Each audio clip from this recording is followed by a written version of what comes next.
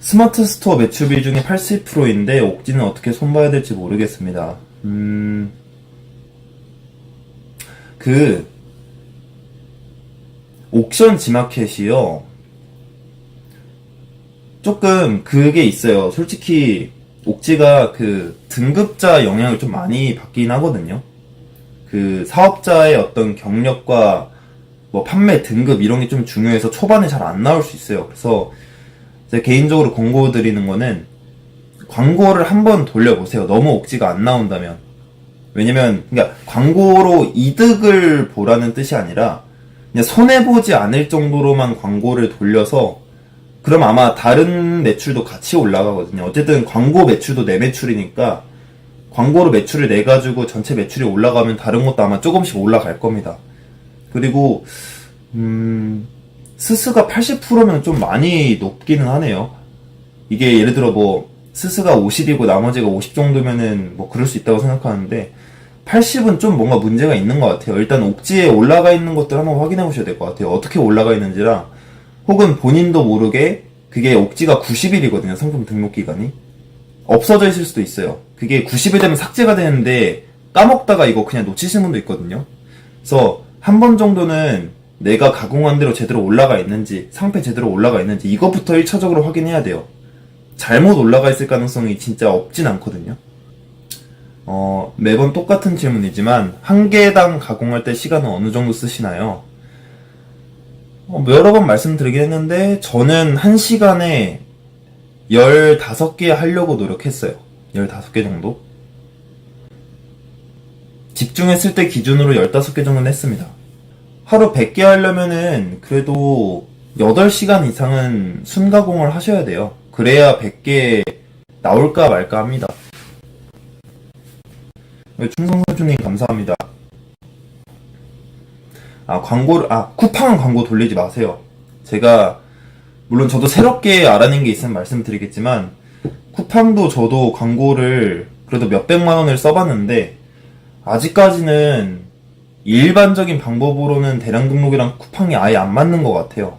물론 이제 긍정적 마인드님께서 본인만의 어떤 새로운 뭔가를 잘 해서 잘 하시면 좋은데 제가 해본 실험상 그냥 그 쿠팡 자동 AI 광고를 돌렸을 때는 굉장히 처참했어요. 가공 속도 처음에 좀 안 나기는 해요. 처음에는 초보자분들께는 진짜 1시간에 6개 추천드리고 좀 올라오면은 10개 그래도 상품 등록 개수가 1만 개 넘어가면은 15개 정도.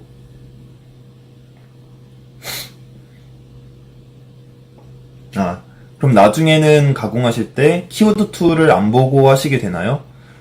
저는 솔직히 이제는 그 경우에 따라 달라요. 보자마자 키워드가 생각나면 그냥 쓰고요. 예를 들어 뭐 같은 종류의 상품이 10개가 나왔다. 그럼 키워드 툴을 일단 키는 편이에요. 왜냐면 10개를 동시에 가공해야 되기 때문에 그런 경우는 켜서 하는 편이고 평소에는 키워드 툴을 띄워 놓긴 하는데 의무적으로 보진 않아요. 그냥 생각나는 거 있으면 그냥 쓰고 생각 안 나면 보고. 맞아요. 쿠팡은 좀 여러모로 판매자 힘들게 하는 마켓인 건 맞습니다. 근데 뭐 적응해야죠. 저희는 힘이 없으니까. 그 AI 매출업 광고 저거 하지 마세요. 절대 진짜 로아스가 100%도 안 나오더라고요. 저는 여러 번 돌려봤는데 돈은 정말 수백 정도 뜯겼는데 아무리 시간이 지나도 앞자리가 2까지는 안 갔던 것 같습니다. 120% 나왔다가 80% 나왔다가. 광고를 쿠팡에 안 할 생각이면은 쿠팡에 굳이 소싱할 필요 없고 네이버나 그 단어를 조금 잘못 쓰신 것 같아요. 소싱 같은 경우에는 그냥 아이템을 구해오는 거고 그러니까 한마디로 쿠팡에 올릴 필요 없고 네이버나 다른 상품에 올리는 게 더 낫냐 이런 말씀이신 것 같은데 그래도 쿠팡에 올려놓으신 게 나아요. 저도 그래도 쿠팡 매출이 10에서 20% 사이로 나오기는 합니다. 막 광고가 안 먹힌다고 막 버릴 정도의 마켓은 아니에요. 바구님, 원본이 4,900개인데 스스만 파워 달고 옥션 지마켓 11번간에 1만 개를 못 들었습니다. 가구매로 1만 개를 뚫기엔 택도 없는데 앞으로 스스만 등록할지 사업자를 추가할지 고민 중입니다. 아, 이 고민 요즘 엄청 많이 하시는 것 같아요. 이게 확실히 초보자분들이 처음에 상품 5,000개 가공해서 옥지 그거 1만 개 뚫기가 꽤 어렵거든요. 꽤. 왜냐면 보통 그게 3개월 매출 합을 보다 보니까 이제 막 5,000개가 되셨으면은 전 달은 뭐 한 3,800개였을 거고 그 전 달은 뭐 2,200개였을 거기 때문에 사실상 평균으로 보면 거의 한 3,000개로 그걸 뚫어야 돼요. 그래서 솔직히 제일 쉬운 거는 가구매가 맞기는 한데 문제는 가구매로 일시적으로 그걸 뚫는다고 하더라도 그 다음 달도 그걸 계속 만족을 해야 되는 거거든요. 선택지는 두 개가 있을 것 같아요. 뭐 크게 보면 세 개인데 가장 편한 건 그냥 가구매 하시면 되고 두 번째는 정말 잘 팔리는 브랜드 그런 제품들을 그냥 마진 아예 없이 좀 여러 개 올려가지고 쭉 한번 이렇게 판매해 보시는 것도 방법입니다. 그러니까 적자가 살짝은 날 수 있어요. 살짝 날 수 있는데 그게 그래도 가구매보다는 좀 더 저렴하게 먹히니까. 저는 그래서 어지간하면 1만 개는 사업자 안 뚫고 그냥 가는 편이에요. 1만 개까지는. 혹시 쿠팡 검색어 가공하시나요? 이 부분 하면 좀 매출 개선이 될 수 있을까 하고. 아, 저는 안 합니다. 그러니까 항상 효율성 싸움인 것 같아요. 이게 검색어가 중요하다고 하는데, 그게 사실 대량 등록에서 중요하냐는 또 다른 이야기여서, 그러니까 시간 싸움인 것 같아요. 내가 검색어까지 다 하면서 해도 빠르게 할 수 있다 하면은 해도 좋을 것 같은데, 전 사실 검색 그거나, 그러니까 한마디로 태그나 상품명이나 비슷한 느낌이어가지고, 저는 그냥 그 시간을 아끼고 한 개를 더 가공하자 주의로 가고 있어요, 지금은.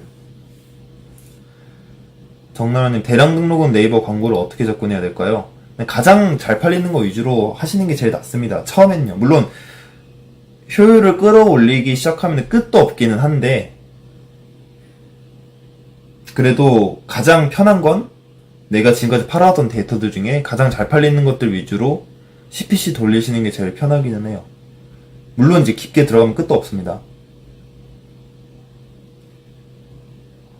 아, DDK님. 아, 아니죠. 그래도 수수료까지는 감안해야죠. 한 1.5, 1.15배 정도? 아, 전분님. 다른 오픈마켓들은 계속해서 팔리는데 위메프는 하나도 안 팔리는데 이유가 있을까요? 이거 그냥 정말 심플하게 대답을 해드리면은 최근에 위메프에서 물건 사보신 적이 있는지 생각해보시면 됩니다. 시장 점유율 자체가 달라요.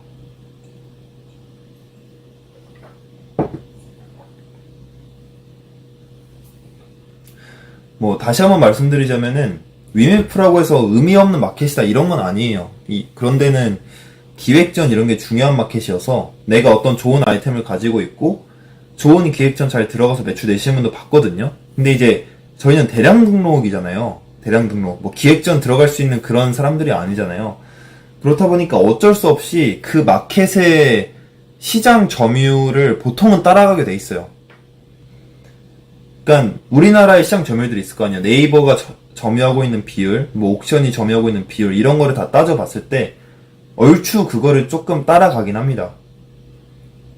대신에 쿠팡은 조금 적게 나요. 왜냐면 우리 로켓을 안 하니까. 쿠팡 매출 90%가 로켓이거든요. 그래서 쿠팡은 조금 적게 나오는 편이고 옥지는 생각보다 좀 잘 나오는 편이에요. 왜냐면 옥션 지마켓에서 대량 등록 관련된 품목들을 많이 구매를 하거든요.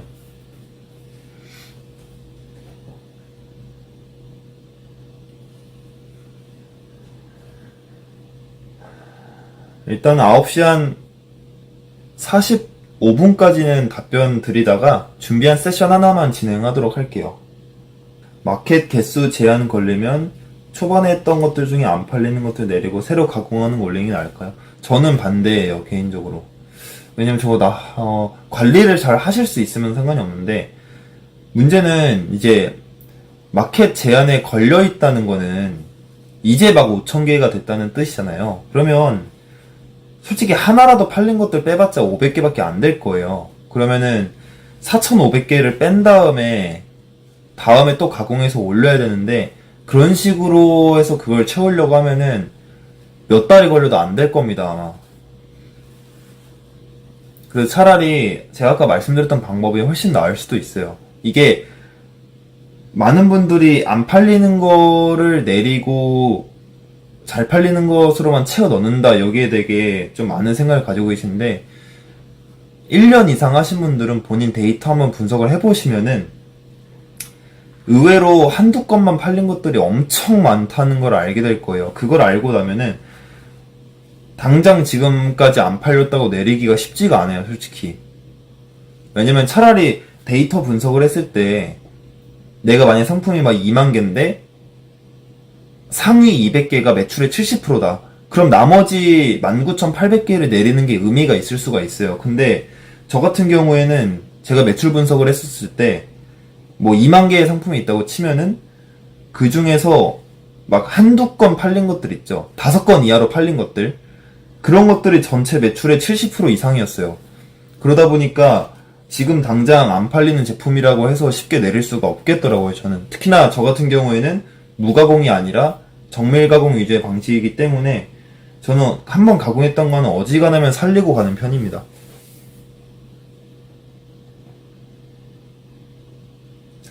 꿈깍꿍님, 아니요, 삭제 안 돼요. 그냥 추가로 못 올릴 뿐이에요. BS님, 11번가 매출 비율이 전체 1, 2%입니다.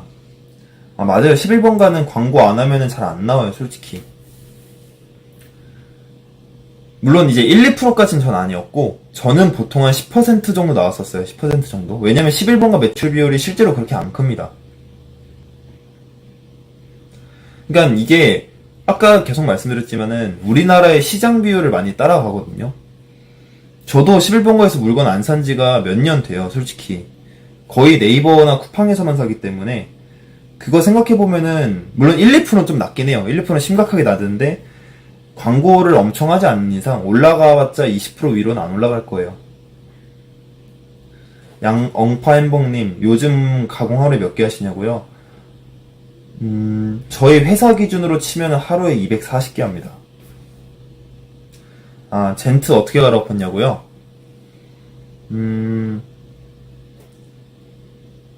초반에 이상했던 것들을 다시 가공하는 것도 하나의 방법이기는 해요. 저 같은 경우에는 전체를 다시 가공을 했습니다.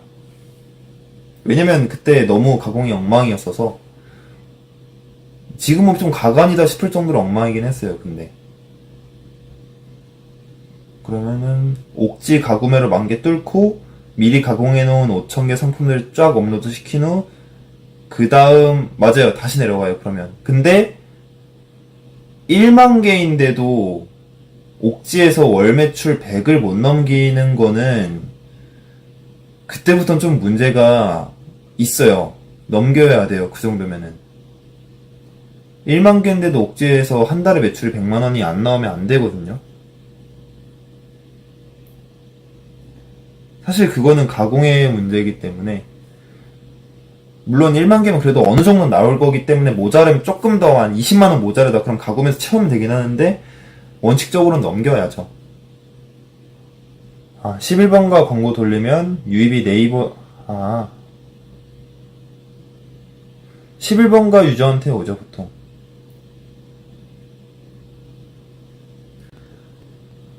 네, 정해서 하는 편입니다, 저는.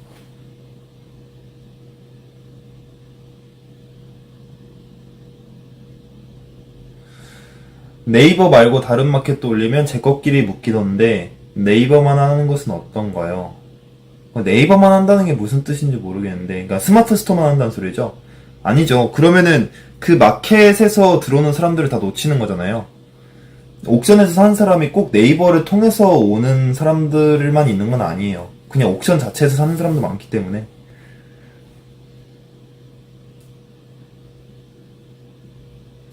타마켓 대비 스스 주문 비율이 너무 낮다. 이건 또 신기하네요. 이게 사람마다 너무 달라서 저도 사실 보면서 어려워요. 이게 다 제 방식대로 지금 하고 계신데 누구는 수스가 80%라고 그러고 누구는 스스가 낮다고 그러고 그러시니까 근데 원래는 그럼 높았다는 거잖아요. 그러면은 일단은 스마트 스토어에서 뭐가 바뀐 게 있는지 먼저 확인을 해봐야죠. 근데 아무것도 바뀐 게 없는데 내려간 거라면은 한 달 정도는 좀 일단 길게 지켜봐야 될 것 같아요. 내 상품들이 제대로 노출되고 있는지 이런 것들 좀 확인해 봐야 되고. 네, 저는 항상 충전해 놓습니다. 11번가 페널티 풀 수 있는 방법이요. 그쵸. 그, 김태진님께서 말씀해 주셨는데, 판매 수가 적을 때는 한두 개만 걸려도 풀 수가 없네요라고 하셨잖아요. 그래서 제가 저번 라이브 때 말씀을 드린 거예요. 제가 만약에 다시 대량 등록을 시작한다면은, 첫 도매처는 무조건 안정적인 도매처로 채워 넣겠다고 제가 말씀을 드렸잖아요. 제가 저것 때문에 그래요. 그러니까 내가 주문 건수가 별로 없을 때는 품절 한 번이 너무 크게 작용하거든요, 마켓에. 그러다 보니까 매출을 떠나서 마켓이 금방 휘청거려요, 막. 그래서 처음에 안정적인 도매처들로 이거를 먼저 밑에를 바닥을 깔아놓은 다음에 매출이 잘 나는 도매처를 넣었을 때 방어가 된다라는 이야기를 저번에 드린 거예요.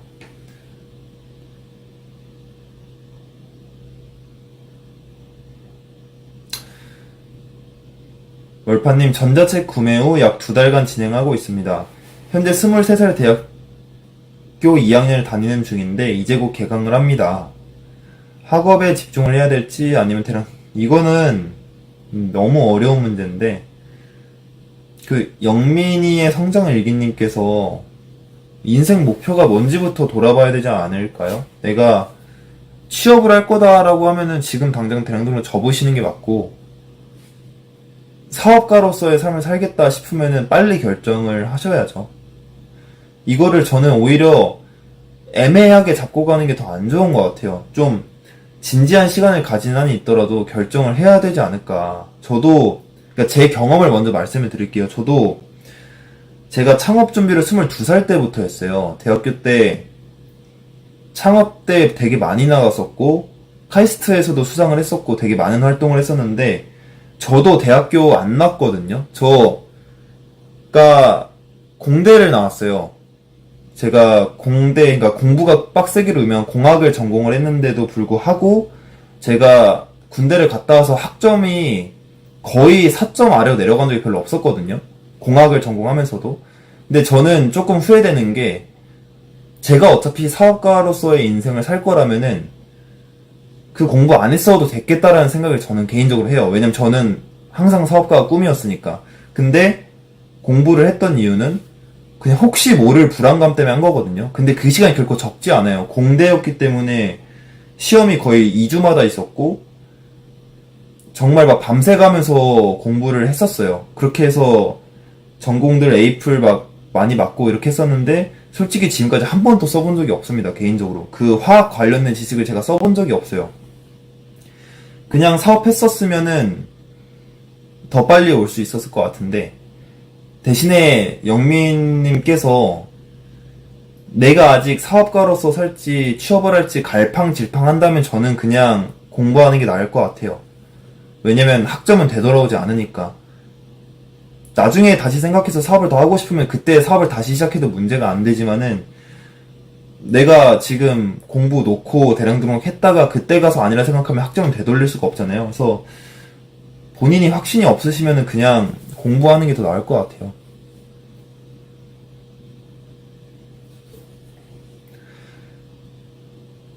다스당님, 도매차 소싱하는 사람 숫자에 따라 매출이 많이 차이가 나나요? 그러니까 그거 물어보시는 것 같아요. 그 많은 사람들이 쓰는 도매처면 매출이 떨어지냐 약간 이런 의미신 것 같은데 확답들이 좀 애매해요. 그러니까 많이 쓰는 거라고 해서 매출이 안 나오지도 않고 나 이게 좀 너무 좀 답답한 대답일 수 있는데 아무도 안 쓰는 도매처여도 매출이 안 나올 수 있거든요. 내가 해도. 그러니까 가장 당연히 이게 쉽게 말씀드리면은 좋은 도매처인데 아무도 안 쓰고 나 혼자 쓰면 매출이 올라가겠죠. 근데 반대로 안 좋은 도매처면은 아무리 많은 사람이 쓰든 나 혼자 쓰든 매출이 안 나옵니다. 근데 이제 우리한테 보통 알려진 도매처들 같은 경우에는 좋은 도매처들이 많아요. 아무래도 좋으니까 유명해진 거기 때문에. 근데 저는 그래도 할 가치가 충분히 있다고 봐요. 특히나 초반에는 도매처 보는 눈이 없잖아요. 그러면 굳이 내가 그거를 분간하려고 하기보다는 검증된 데부터 천천히 시작하시다가 내가 나만의 도매처를 찾아가는 게 조금 더 정석에 가까운 것 같긴 합니다. 두핸드님, 스토어 등급이 올라가면 노출대가 올라가나요? 옥션 지마켓 쪽은 확실히 그게 맞아요. 근데 쿠팡은 잘 모르겠고, 네이버는 저도 이제 뭐 네이버 그 공식 대행사가 아니라서 알진 못하는데 솔직히 막 그렇게 크게 있는 것 같진 않아요. 네, 그러면은 지금 몇 분 들어와 계시나요?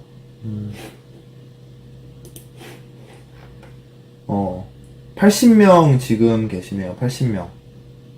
저번보다는 조금 더 줄어든 것 같은데, 그러면은 제가 준비한 세션이 있어가지고, 먼저 준비한 세션을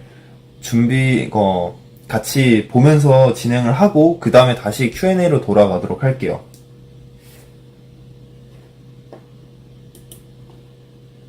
채팅이 갑자기 멈춰가지고, 좀 당황을 했습니다.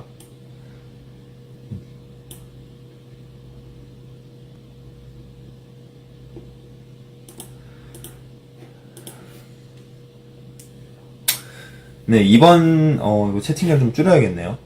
잠시만요. 안 보여서.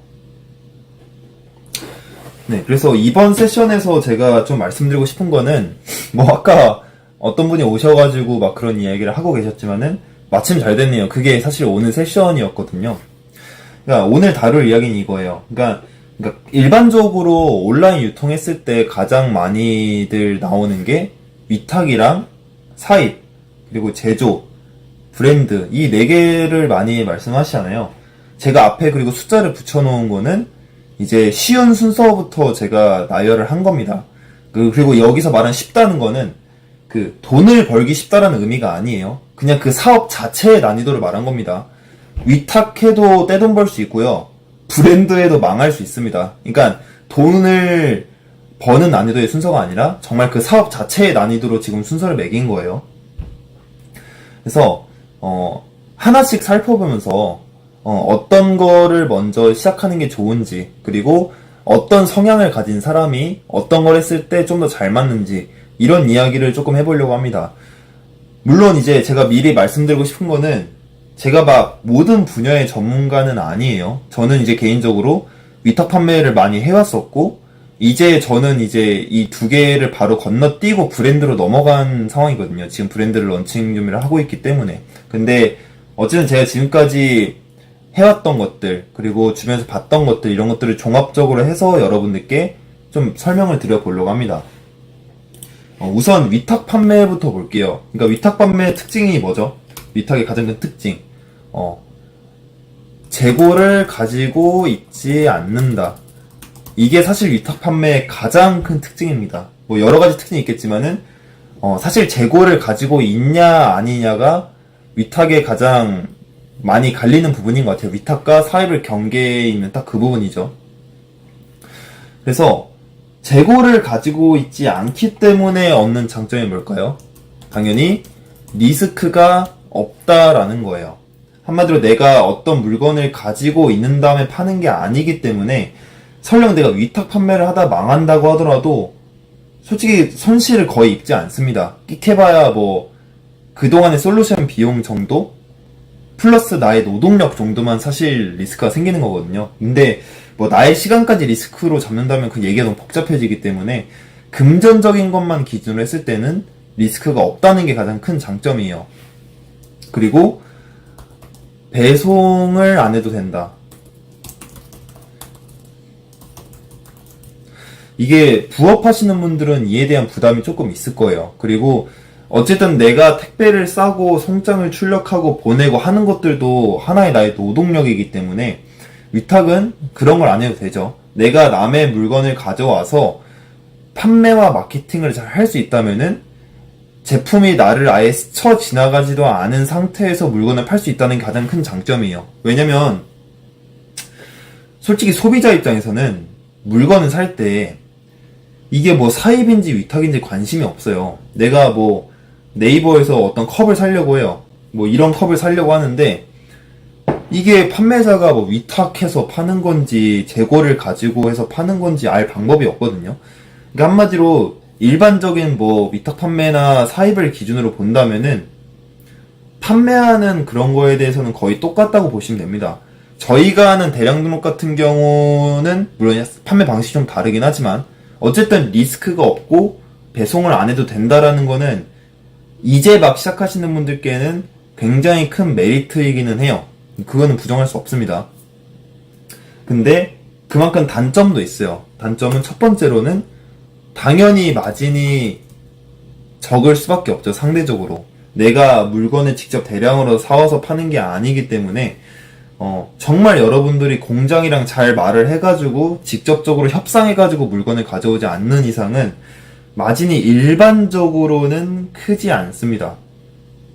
이건 어쩔 수 없죠. 그리고 두 번째, 재고 관리가 잘 안 되죠.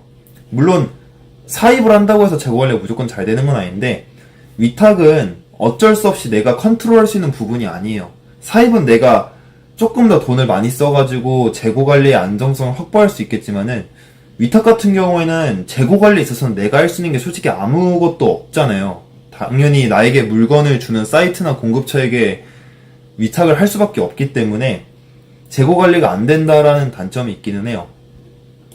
그래서 이런 장단점을 위탁 판매가 가지고 있는데 그래서 이거를 궁극적으로 누구한테 그럼 추천을 드리냐. 저 같은 경우에는 자본과 경험이 없는 분들에게 저는 개인적으로 추천을 드리고 싶어요. 왜냐면 자본이 없다는 거는 일단 여기서부터 이 제조와 브랜드는 아예 못한다고 보시면 되고요. 사입은 이제 그래도 한 100만원, 200만원을 시작할 수 있으니까 가능할 수도 있겠지만은 문제는 뭐예요? 내가 경험까지 없어.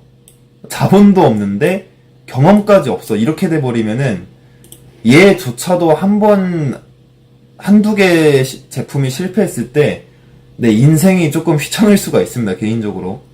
왜냐면 이게 사입을 할 정도로 지금 자본이 없다는 거는 개인적으로 지금 내 통장에 1000만원도 없다는 소리잖아요. 근데 그 상태에서 내가 경험까지 없다.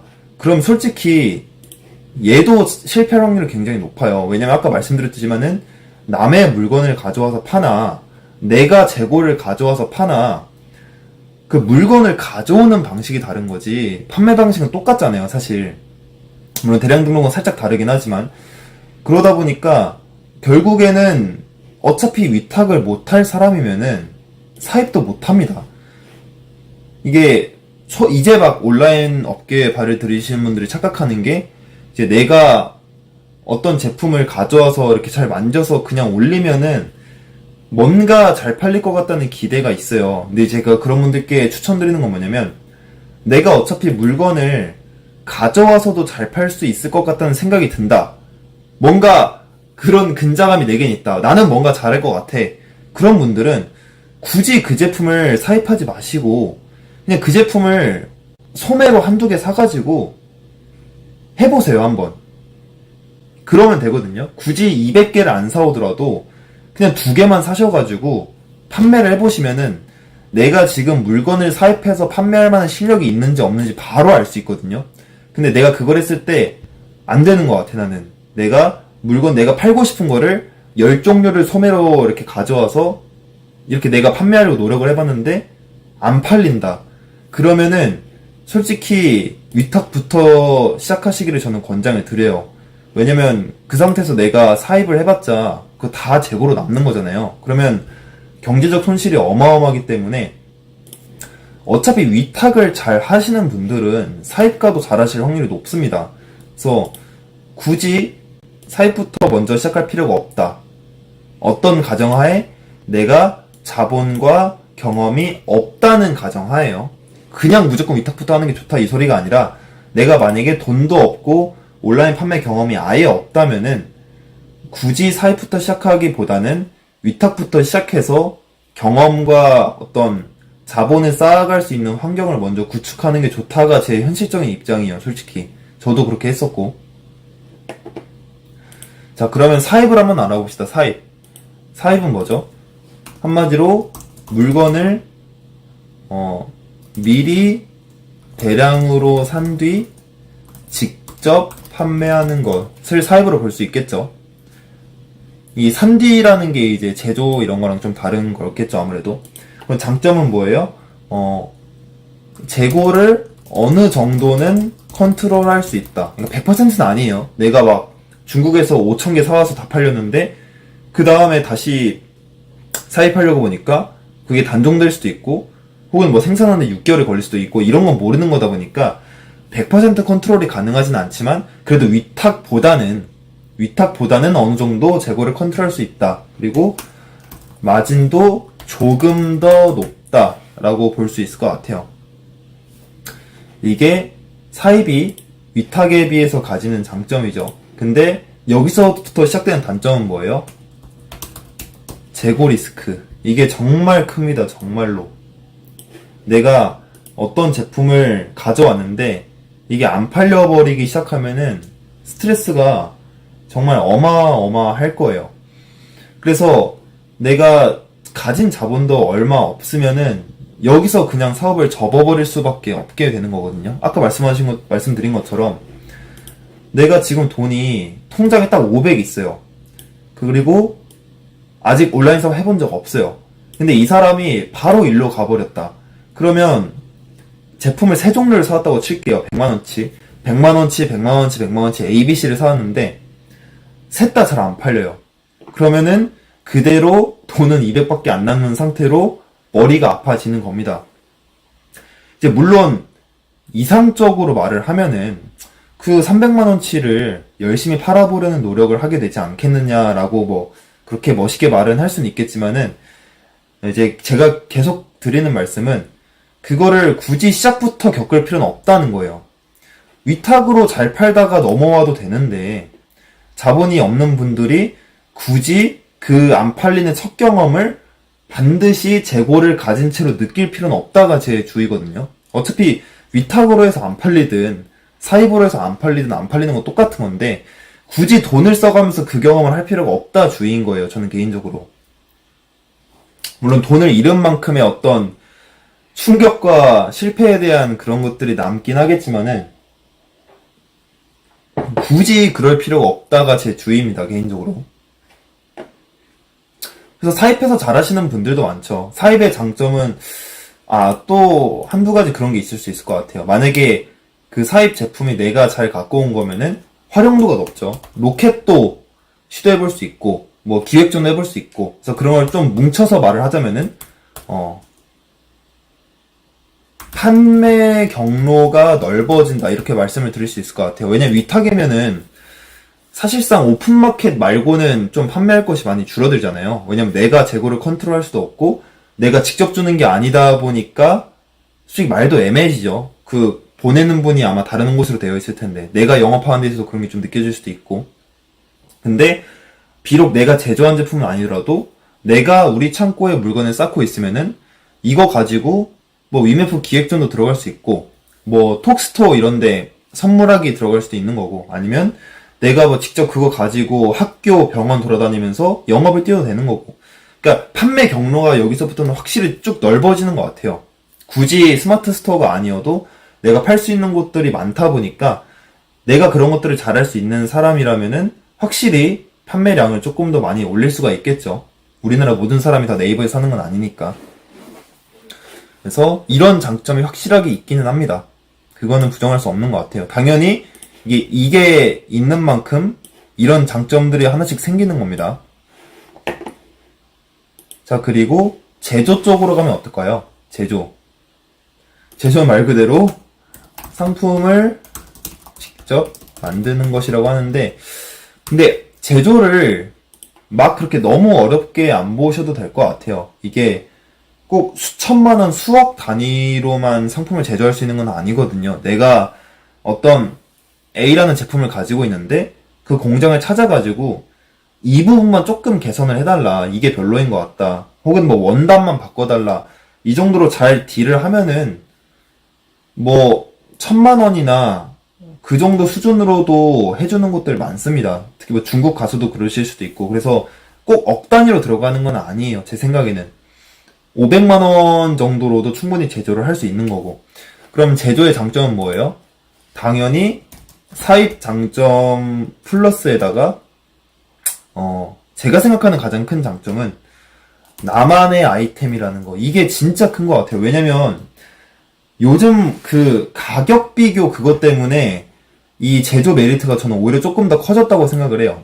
이게 아이템 위너 이런 게 없었던 시절에는 내가 사입이어도 그게 어느 정도 나만의 아이템으로 인정받을 수 있을 거라고 생각을 저는 그렇게 생각을 하거든요. 과거 시대에.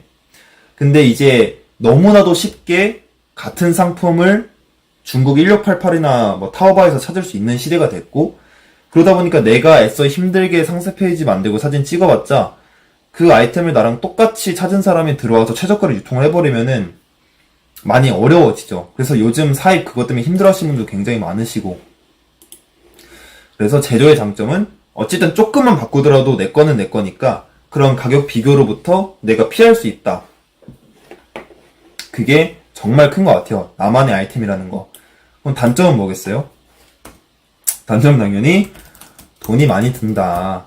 상대적으로 사입에 비해서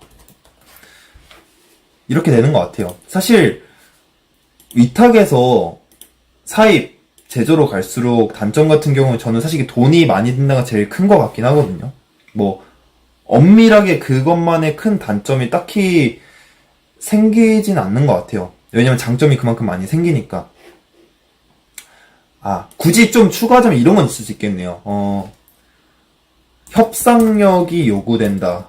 이렇게 조금 말씀드릴 수 있을 것 같아요. 왜냐면 사입까지는 이미 공장에서 완제품으로 찍어놓은 거를 가져오는 거잖아요. 그러다 보니까 솔직히 돈이 조금 더 드는 거 말고는 내가 업무적인 난이도의 차이는 크게 없을 수 있어요. 물론 뭐 통관의 어려움 이런 게 있겠지만 그건 사실 절차적인 거기 때문에 공부하면 되는 거거든요. 이것도 공부를 못할 거면 사실 사입을 하면 안 된다고 저는 생각을 하는 거고, 다만 이제 이게 제조까지 가게 되면은 새로운 문제가 추가가 되는 거예요. 예를 들어 나는 뭐 이런 컵 같은 거에 뭐를 하나 달고 싶었어요. 근데 내 머릿속으로 생각하는 게 있겠죠. 예를 들어 색깔이 이렇게 나와야 되고 모양이 이렇게 나와야 되는데 내 머릿속으로 생각한 대로 나올 확률은 많이 없을 거 아니에요. 그러면은 원래라면은 내가 생각했던 제조 비용은 1000만 원이었는데 1000만 원을 들였더니 내가 생각하지도 못한 완전 저퀄리티의 제품이 나왔다. 그러면은 문제가 엄청나게 커지는 거죠. 왜냐면 내가 원했던 상품이 안 나왔으니까. 그래서 그때부터는 좀 완전히 새로운 조건이 추가되는 것 같아요. 내가 그 공장분이랑 커뮤니케이션을 잘 이끌어 나갈 수 있고, 내가 그 제품을 실제로 잘 이해하고 있고, 그래서 제품의 공정을 하나하나 봐가면서 내 머릿속에 있는 대로 제품이 어느 정도 구현이 될 때까지 지속적으로 얘기를 해야 되는 거. 근데 이런 거 자체에 스트레스를 받으시는 분들도 있을 거란 말이에요. 나는 막 그런 거 잘 못한다. 난 전화 받는 것도 싫은데 그런 걸 어떻게 하냐. 그런 분들은 어쩔 수 없이 본인의 에너지를 이 두 개로 많이 쏟을 수밖에 없다고 저는 생각을 해요. 물론 협상력이 있으면 당연히 사입도 잘하고 위탁도 잘하겠지만, 차이점이라면은 위탁이랑 사입은 그게 조금 떨어져도 가능한 반면에 여기부터는 정말로 그게 없으면은 좀 많이 어려워질 수 있다. 그래서 제가 초반에 말씀드렸죠. 제가 지금 이거를 나눈 기준이 돈을 잘 버냐 못 버냐가 아니라 업무 자체의 난이도를 기준으로 순서를 매겼다고 말씀드렸잖아요. 그래서 제조하다가 망하신 분도 엄청 많죠. 제조한다고 다 성공하는 거 아니잖아요. 제조해도 파산할 수 있는 거고.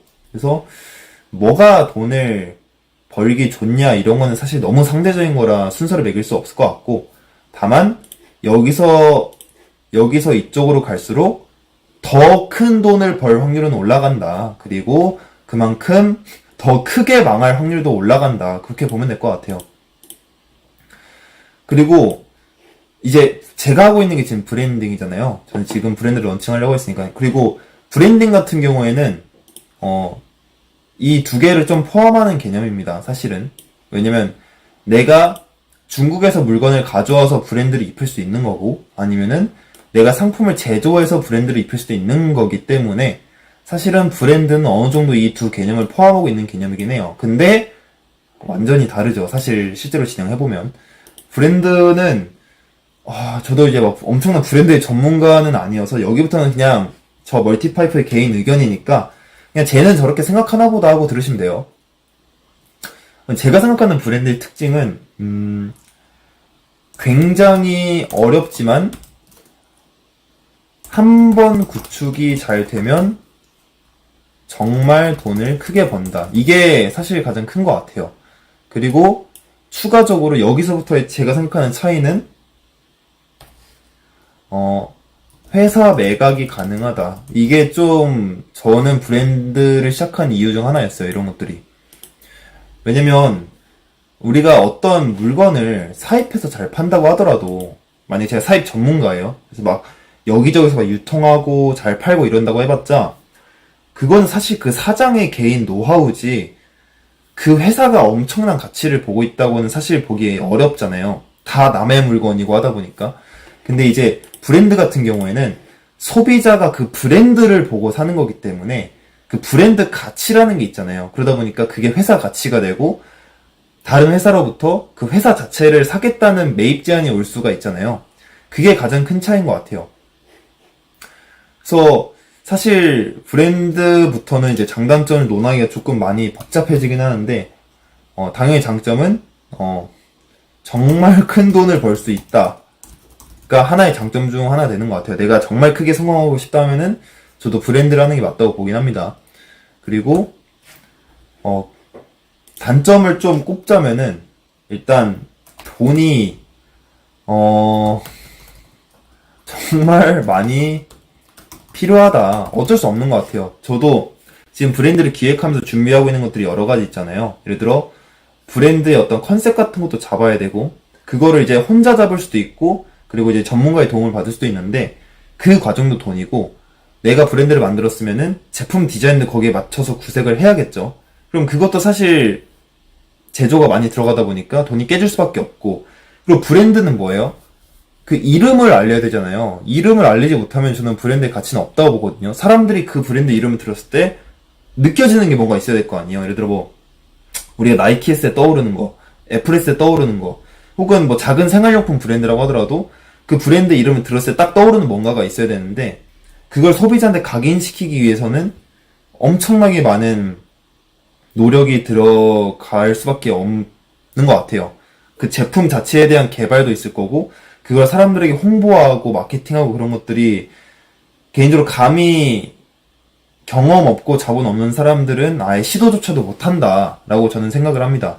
저도 작게 브랜드를 시작해서 키워나갈 거긴 하지만은 저도 2년 반 동안 경제적인 기반을 구축하려고 노력을 많이 했었고 그래도 솔직히 아직도 돈이 많이 부족하다 생각해요. 저도 기왕이면 투자나 이런 것들을 좀 받고 할 생각이고 그게 안 되면은 대출료도 받아서 할 생각이에요. 그만큼 돈이 정말 많이 필요하다. 그리고 제가 생각하는 추가적인 또 단점은 뭐냐면 이건 저도 포함될 수 있는데 열심만으로는 안 될 것 같다가 제 생각이에요. 예를 들어 솔직히 저는 위탁이랑 사입은 머리를 많이 쓴다기보다는 누가 얼마나 많이 열심히 하느냐에서 많이 갈린다고 생각을 하거든요. 그냥 제 개인적인 생각으로는. 내가 조금 머리가 그렇게 회전이 빠르지 않아도 뭐 대량 등록 같은 경우에는 그냥 시중에 나와 있는 좋은 방식으로 열심히 가공해서 올리면은 매출이 나오는 구조예요. 꼭 대량 위탁이 아니라고 하더라도 그냥 내가 전자책 몇 개 보고 유튜브 많이 보고 공부해서 그 사람들 방식대로 성실하게 이행하면은 위탁이랑 사입은 성과가 많이 나오는 편이에요. 주변에서도 엄청 많이 봐왔고. 근데 개인적으로 얘는 어떤 느낌이냐면은 뭐랄까 어느 정도 예술의 영역도 조금 있는 것 같아요. 어쨌든 브랜드라는 게 하나의 이미지를 사람들에게 심어주는 과정이다 보니까 단순히 발로 뛴다고 되는 영역은 아닌 것 같아요. 제 생각은 이때부터는. 다른 것들 뭐 위탁이나 사입 같은 경우는 제조도 혹은 약간 반절 정도는 내가 열심히 뛰고 정말 하루 종일 일하고 정보 얻으러 막 다니고 하면은 전 충분히 성공할 수 있다고 보거든요. 그 누구든 간에. 근데 여기 브랜딩 같은 경우에는 내가 아무리 정말 막 불철주야 밤 뛰어다니고 막 열심히 일하고 밤을 새고 해도 내가 세운 어떤 브랜드의 어떤 방향성과 그게 시대에 맞지 않거나 혹은 원래는 시대에 맞았는데 시대가 변해서 맞지 않게 됐거나 혹은 애초에 브랜드의 기획이 잘못되었거나 그래버리면은 내가 아무리 열심히 제품을 만들어봤자 망할 수가 있기 때문에 여기서부터는 정말 개인적으로는 솔직히 아무나 할 수 있는 영역은 아닌 것 같아요. 저도 지금 브랜딩을 시도하지만은 저도 패망할 수도 있는 거고 그냥 제가 하면서 느끼는 바로는 그래요. 내가 그래도 위탁이나 이런 것들은 열심히 하면 되겠다라는 생각이 초반부터 있었어요. 그게 도중에 생긴 게 아니라 대량 등록을 처음 시작할 때부터 한 달 정도 해보니까 이거는 내가 그래도 진짜 시간 갈아 넣으면 될 것 같긴 하다라는 생각이 있었단 말이에요. 근데 지금 제가 브랜딩 하는 입장에서는 열심히 해서 될 것 같지는 않다라는 생각이 들어요, 솔직히. 얘는 정말 잘해야 될 것 같다. 내가 대량 등록이나 이런 거 했던 것처럼 단순히 많이 공부하고 많이 열심히 뛰고 한 것만으로는 안 될 것 같다. 플러스 알파가 있어야 될 것 같다는 느낌이 굉장히 많이 들어요. 솔직히 지금 브랜딩을 하면서. 그래서 내가 만약에 전 회사에서 브랜드를 설립했던 경험이 있다. 내가 비록 브랜드 사업은 안 했더라도 어떤 회사에서 브랜드를 이끌어본 경험이 있거나 뭐 브랜딩 팀에 있었던 분들이라면 저는 그분들은 바로 연로 가도 상관없다고 저는 생각해요. 아까부터 계속 말씀드리지만 여기 있는 거는 반드시 이 순서로 시작해야 된다라는 의미는 아닙니다. 본인 경험과 자본을 먼저 보셔야 돼요. 재능이랑. 내가 비록 나이는 젊지만 뭐 페이스북 페이지 이런 거 되게 잘 만들었었고 유튜브 이런 거 되게 잘 해왔었고 그래서 나는 사람들에게 어떤 이미지를 심어주고 사람들을 모으고 사람들의 관심 받는 거는 자신이 있다. 그런 분은 솔직히 이런 거 다 패스하고 일로 가는 게 맞죠. 그런 분들은 조금 리스크를 감안하더라도 돈 어디서 구해서 브랜드를 해도 상관이 없다고 봐요. 근데 본인이 가장 본인을 잘 알 거 아니에요. 내가 지금까지 인생을 살아온 거를 봤을 때 나는 어떤 예술적인 영역도 없고 사람들에게 어떤 관심을 끄는 법이나 그러니까 이게 본인 생각이면 안 됩니다. 결과가 있어야 돼요. 뭐 학생회장을 해봤다든지 어떤 물건 같은 거에 대한 뭔가를 입혀봐서 팔아본 경험이 있다든지 혹은 뭐 전에 술집 운영이라도 한번 잘해봤다든지 이런 내가 나만의 브랜드를 잘 운영해봤던 경험이 있는 분들이 시작하는 게 맞는 것 같아요. 그게 없다면은 한 차례 한 차례 올라오는 게 맞다고 봅니다. 결국에는 본인이 가진 패를 잘 아는 게 중요한데 그 패를 저처럼 몰랐던 분들이 있을 거 아니에요. 저는 제 브랜드가 성공할지 망할지 모르겠어요, 솔직히. 제가 해봐야 알겠죠. 근데 제가 브랜드를 해서 만약에 뭐 성공을 하든 실패를 하든 간에 다시 돌아간다면 저는 다시 위탁부터 시작할 거예요. 어쩔 수 없이. 왜냐면 그만한 자본과 브랜드를 성공시킨 경험이 없기 때문에 내가 할 수 있는 가장 최선의 선택은 리스크가 낮은 것부터 하나하나 올라가는 거. 그게 제 사업적인 철학이거든요. 근데 만약에 제가 브랜드를 해서 성공을 했어요. 5년 뒤로 돌아가서. 그 5년 뒤에 브랜드를 성공시킨 제가 사업을 처음 시작하던 때로 돌아가면 어떻게 할까요? 브랜드부터 시작할 수도 있겠죠. 왜냐면 브랜드를 잘할 수 있을 거란 확신이 있으니까. 근데 지금의 저, 그리고 과거의 저에게는 그런 확신이 없었기 때문에, 그리고 자본적인 것도 없었기 때문에 여기부터 시작을 한 겁니다. 그래서 아까 어떤 분이 들어와서 그 말 했잖아요. 뭐 대량 등록은 뭐가 어떻고 막 이런 말들 많이 하시는데 계속해서 말씀드리지만은 위탁해도 돈 잘 벌 수 있고요. 브랜드에도 망할 수 있고 이걸 더 뛰어넘어서 스마트폰 사업하다 망할 수도 있고 똥 퍼서 돈 벌 수도 있습니다. 그래서 저는 개인적으로 막 무슨 사업이 좋다, 뭐 무슨 사업은 안 좋다 이런 거는 전 개인적으로 굉장히 싫어하는 편이에요. 정말로. 그래서 본인의 성향에 맞게 나의 자본 상황에 맞게 나의 사업 철학에 맞게 움직이는 게 맞는 것 같아요. 내가 만약에 내 수중에 돈이 2천만 원밖에 없는데 나에게 자식이 2명 있다. 그런 사람이 솔직히 쉽게 제조를 시작할 수 있겠어요? 안 되죠. 당연히 위탁부터 시작하는 게 맞죠. 그런 경우에는. 내가 경험도 없다면. 근데 내 통장에 돈이 10억이다. 이거 잃어도 상관이 없다. 그냥 부모님이 사업하라고 10억을 줬다. 그럼 내가 하고 싶은 거 하는 거죠. 그냥 뭐 제조든 브랜드든. 그런 분들이 굳이 위탁을 할 이유는 없잖아요. 그래서 제일 중요한 거는 결국에는 난 어디서부터 시작해야 될까에 대한 대답은 당연히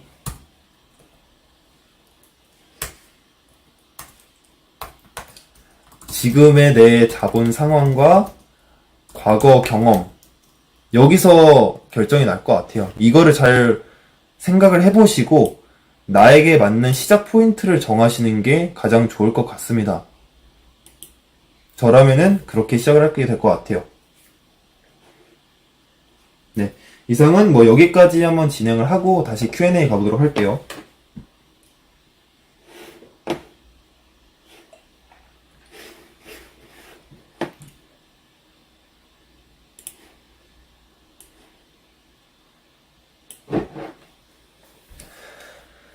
한 1분 정도만 잠깐 쉬었다 하도록 할게요. 물만 조금 떠오겠습니다. 광고나 마케팅 기술 같은 것도 좀 더 필요하지 않을까요? 혹시 어떤 거 말씀하신 걸까요? 혹시 그 사입 제조 브랜드 중에? 그쵸. 그러니까 그것들을 포함해서 제가 경험이라고 말씀을 드린 거예요. 그런 것들. 광고나 마케팅 기술 이런 거를 다 통칭해서 경험이라고 말씀을 드린 겁니다. 그래서 내가 만약에 전에 다녔던 회사가 뭐 어떤 스토어의 마케팅 팀이었다. 그래서 내가 사업은 안 해봤지만 이커머스 마케팅 하나는 기가 막히게 잘한다. 그런 분들은 바로 그걸 살릴 수 있는 것부터 시작하시는 게 맞죠. 바로 사입하셔도 상관없고.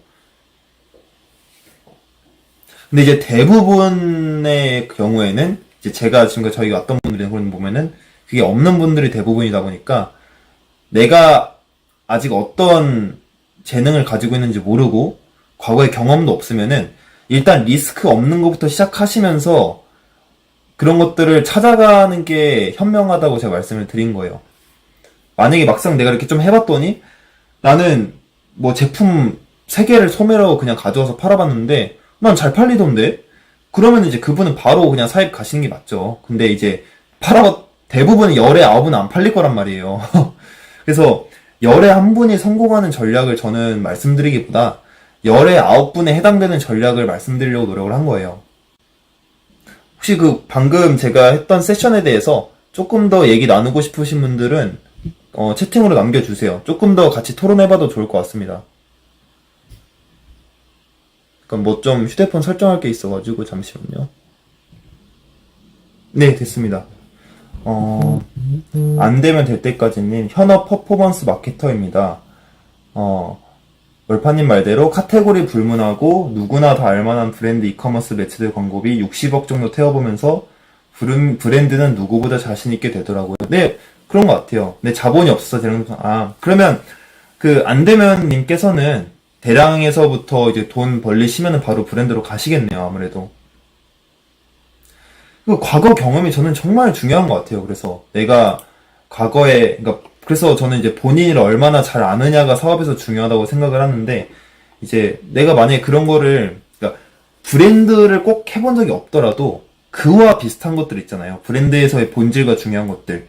그거를 내가 잘해왔던 사람이면은 브랜드로 바로 가셔도 상관이 없다고 봐요. 그러니까 돈이 어느 정도 있다는 가정하에. 그래서 계속 말씀드리지만 제일 중요한 거는 이 자본이랑 과거 경험, 이 두 개가 결국은 내가 어디서부터 시작할지를 결정짓는 제일 중요한 단계인 것 같아요. 저는 이거 없었고 이것도 없었기 때문에 여기서부터 한 겁니다.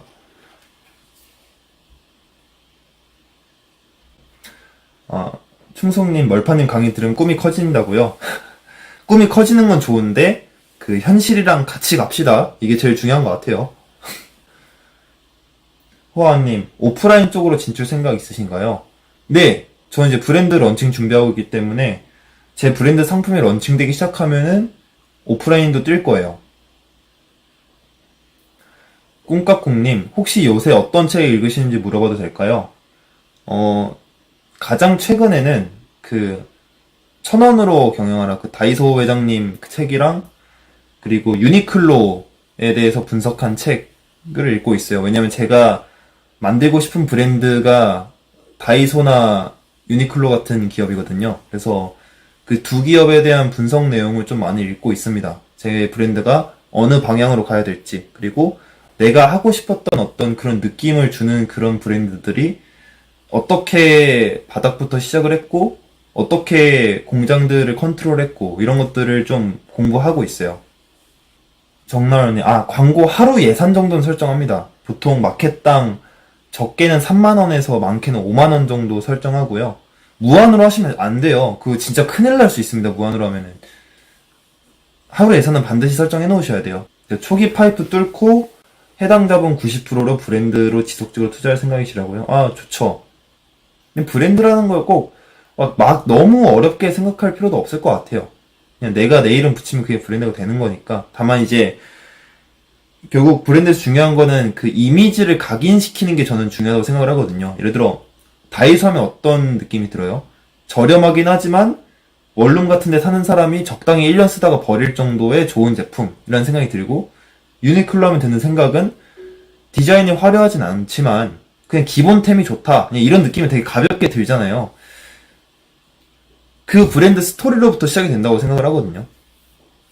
어떤 철학을 사람들에게 주입시키고 싶고, 그러려면 어떤 제품들이 어떻게 만들어져야 되는지부터 이야기 시작이 된다고 보는데, 제가 말씀드리는 건 이런 것들이 솔직히 아무나 가질 수 있는 건 아닐 수도 있겠다는 생각이 들어서 그래요. 그러니까 저는 브랜드를 만들게 된 계기가 뭐냐면, 저는 멀티파이프를 해보고 나서 브랜드를 해보겠다라는 생각이 든 거예요. 제가 대량을 시작할 때부터 브랜드를 생각한 게 아니었어요. 저는 대량 시작할 때는 그냥 단순하게 이거 만약에 안정화되면은 그냥 내가 하고 싶은 사업을 하자 정도였지, 정확히 어떤 사업을 하겠다라는 건 잘 없었거든요. 근데 멀티파이프를 운영해오면서 그냥 사람들에게 어떤 신뢰를 주고, 그리고 사람들의 수요에 맞는 제품을 내가 만들고, 그러니까 좋은 제품을 만들어서 사람들에게 합리적인 가격에 팔 수 있다라는 거를 경험을 하고 나서 이거를 그대로 이제 전자책이나 강의가 아니라 그럼 한번 제품으로 이거를 시도해보고 싶다는 생각이 든 거예요. 멀파라는 브랜드를 운영을 한 다음에. 어쨌든 이것도 하나의 퍼스널 브랜딩이기 때문에 그 다음에 제가 브랜딩을 해보겠다는 생각이 든 거지, 갑자기 막 그렇게 생각이 든 건 아닙니다. 저도. 이맹스토리님, 멀파님 예전 유튜브 영상에서 광고는 안 해도 된다고 하셨던 것 같은데 이제는 생각이 좀 바뀌신 건가요? 답변 드리자면 좀 반반인 것 같아요. 그렇다고 광고가 필수다 이것도 아니에요, 솔직히. 해볼 만한 가치가 있다 정도로는 바뀌었습니다. 근데 경우에 따라서요. 쿠키는 멀파님의 인생을 바꾼 책이요. 인생까지 바꿨다, 좀 분야별로 다른 것 같아요. 그러니까 사업을 시작하게 된 거는 부의 추월 차선 영향을 많이 받았었고, 제가 생각하는 방식은 멀티팩터라는 책의 영향을 많이 받았어요. 그리고 제가 사업을 하면서 어떤 가치관이라고 해야 될까요? 사업에 대한 어떤 가치관? 그거는 세이노의 가르침 영향을 좀 많이 받았습니다. 블론세이브님, 네이밍 오래 생각하고 계시다는데 떠오른 게 있으신가요? 네, 떠오른 건 있는데, 변리사분 이야기를 나눠볼까? 이게 너무 슬픈 게, 제가 생각한 너무 딱 좋은 그게 있었는데, 상표권 때문에 안 될 것 같은 느낌이 강하게 들어요. 물론 이제 아직 직접 얘기는 이제 다음 주에 해볼 거지만, 제가 떠올렸던 브랜드 네임은 굉장히 높은 확률로 안 될 것 같다는 생각을 지금 하고 있습니다. 그래서 또 새로운 이름을 생각해봐야 될 것 같기는 해요. 그러니까 어떤 브랜드를 만들고 싶은지에 대한 철학은 어느 정도 섰는데, 그거를 가장 소비자에게 직관적으로 딱 느낄 수 있는 그 네이밍 짓는 게 사실 되게 어렵잖아요. 이것도 어떻게 보면 예술의 영역이고, 또 그거를 저는 단순히 한국인들 뿐만 아니라 외국인들도 알 수 있어야 된다고 생각을 하거든요. 그래서 그게 제일 좀 머리가 아파요. 그 두 개를 동시에 생각을 해야 되다 보니까.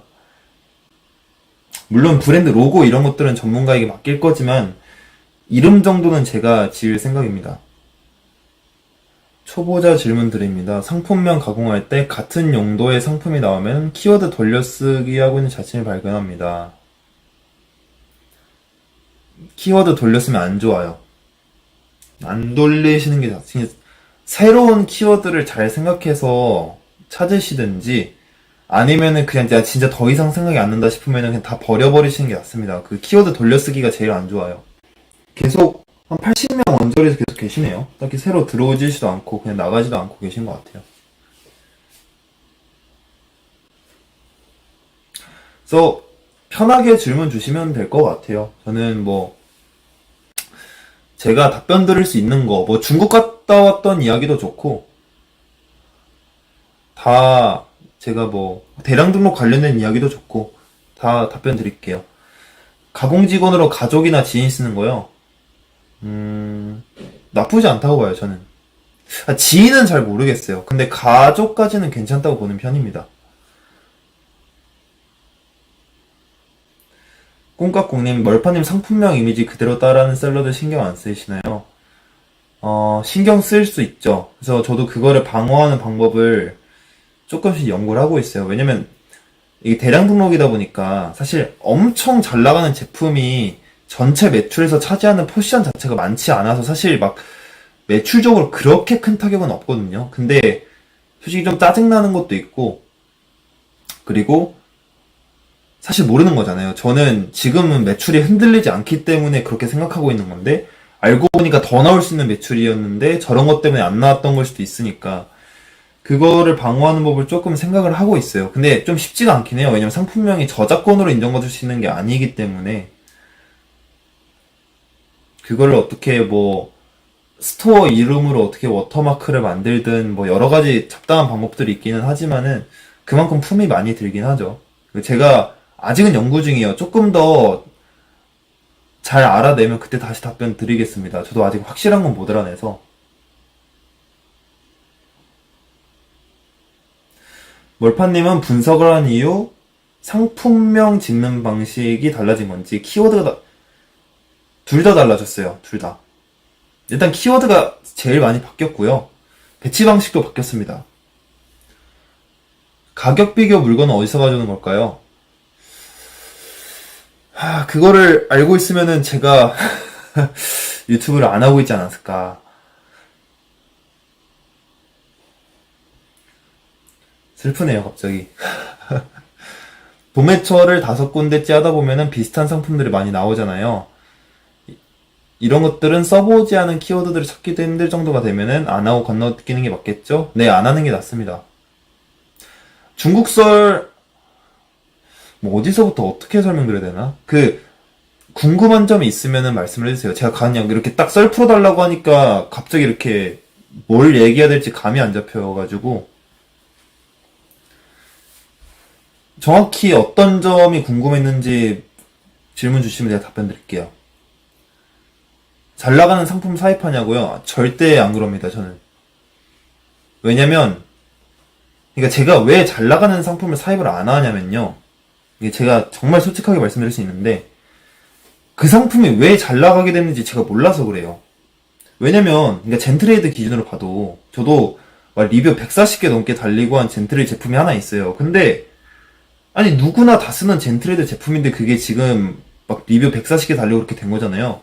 저는 이유를 몰라요. 그게 왜 그렇게 된 건지. 도대체 무슨 어떤 우연에 그게 겹쳐가지고 이 제품이 잘 나가는지를 모르거든요.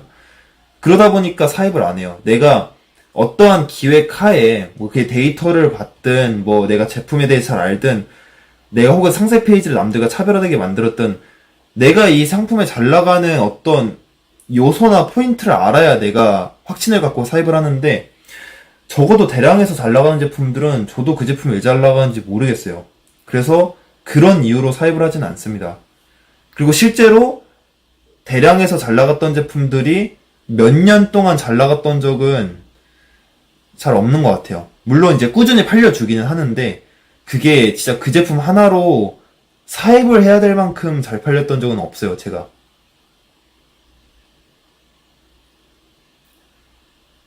도매 사이트 중에 제품의 양이 많은, 양 자체로 치면은 중개형 플랫폼들이 넘사벽이긴 하죠. 막 몇백만 개씩 있으니까.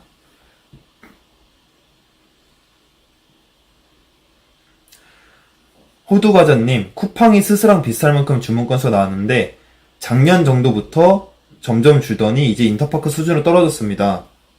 공략 방법이 있을까요? 이거 답변이 어려운 게 저도 쿠팡 요즘 많이 안 좋아요. 다른 것들 11번가 옥션을 많이 살려서 떨어진 것도 있는데 확실히 대량 등록 기준으로 뭐 특별히 광고 이런 거 안 한다는 가정하에 제가 대량 등록을 시작했었던, 그리고 쿠팡도 아직 한참 크던 2020년에 비해서 지금 매출 안 나오는 거는 팩트인 것 같아요. 저뿐만 아니라 모든 분들이 그렇게 얘기하시거든요. 그래서 공략 방법까지는 잘 모르겠어요. 저도 쿠팡에서 광고를 시도해봤었는데 광고도 처참하게 실패를 했었기 때문에, 애초에 쿠팡은 로켓을 위주로 돌아가는 회사여서 저희같이 제트나 로켓을 입점할 수 없는 업체들에게는 그렇게 쉬운 시장은 아니에요. 사실 시장도 그렇게 크지가 않고, 그 윙만 따지자면요. 대량 등록을 막 시작했는데 등록 후 반영 없으면 다 삭제하고 다시 수정해서 올릴까요? 아니요. 그러니까 이게 대량 등록 기준으로는 저는 그냥 그대로 냅둡니다. 그거 다 수정해가면서 이 사업을 할 수가 없어요.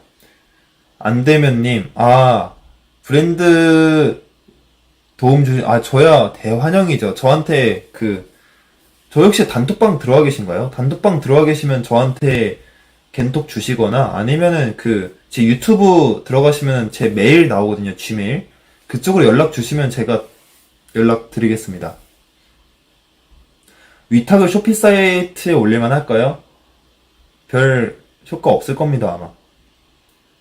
쇼피 동남아는 어떤 제품이든 간에 K가 붙어야 의미가 있어요. 근데 저희 지금 다 중국산 팔고 있잖아요.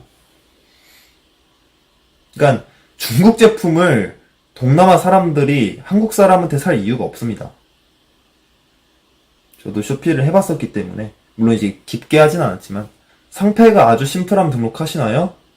네, 저는 그 제품이 키워드가 잘 나올 것 같고 제품 가격이 괜찮고 그러면은 그냥 해요.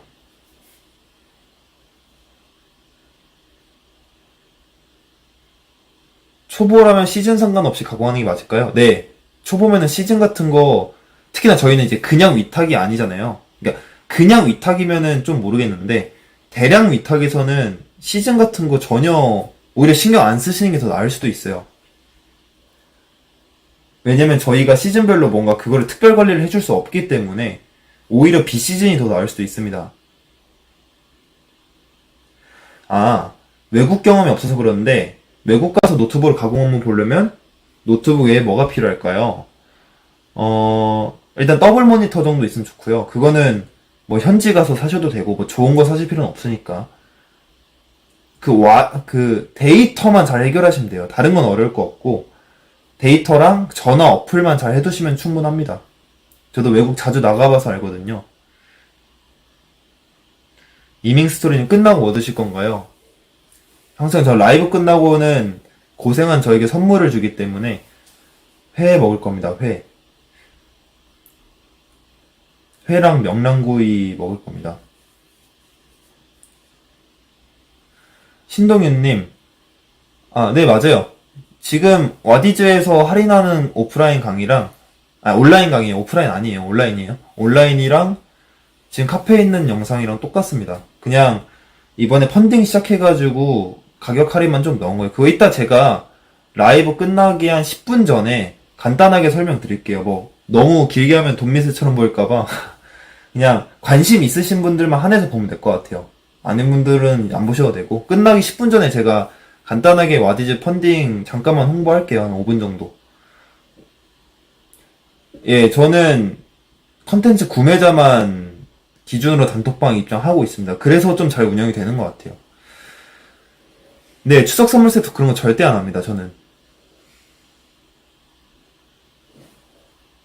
그러니까 그거를 해서 일시적으로 재미 보신 분들이 있다는 건 저도 알아요. 근데 저는 애초에 대량은 저의 첫 번째 캐시카우로서 시작을 한 사업이기 때문에 한다고 나쁜 건 아니에요. 그냥 시간이 남고 하고 싶으면 하셔도 상관없습니다. 일시적으로는 좀 쏠쏠하게 재미 보실 거예요. 근데 저는 어쨌든 저의 첫 번째 목표는 튼튼한 현금흐름을 가진 사업 모델을 구축하는 게 먼저였기 때문에 저는 그냥 대량 등록 딱 그 본질에만 집중을 했어요. 대학생님, 네, 프로그램 통해서 보내면 다 묶입니다. 무가공은 이제 진짜 정말 힘든 것 같아요. 저 주위에서도 보면은 이젠 진짜 무가공으로 꾸준히 잘하는 사람이 거의 안 보이는 것 같아요. 제가 그래도 여러분들보다는 많은 분들을 보고 지낼 텐데, 그냥 간간하게 이렇게 좀 매출 내시는 분들이 있는데, 그게 문제 유지가 안 돼요, 유지가. 그리고 같은 매출을 유지하기 위해서 들어가는 사업자나 이런 것들도 너무 복잡하고 많고, 진짜 거의 끝난 것 같아요. 이제 뭐 민고님도 그렇게 말씀하시는 거 보면은, 무가공 시대는 이제 거의 완전히 죽은 것 같습니다, 이제. 아, 그 상품 만들겠어. 근데 그거는 단기적으로는 안 될 것 같아요. 왜냐면 그러면 제가 그 와디즈의 기준을 어기는 게 돼버려가지고, 그게 와디즈 단독 혜택으로 제가 그거를 했던 거거든요. 왜냐면 뭐 그쪽에서도 그런 거 하나 있어야 된다고 하셔서 제가 만든 건데, 외부에서 노트북으로 가공할 때 휴대용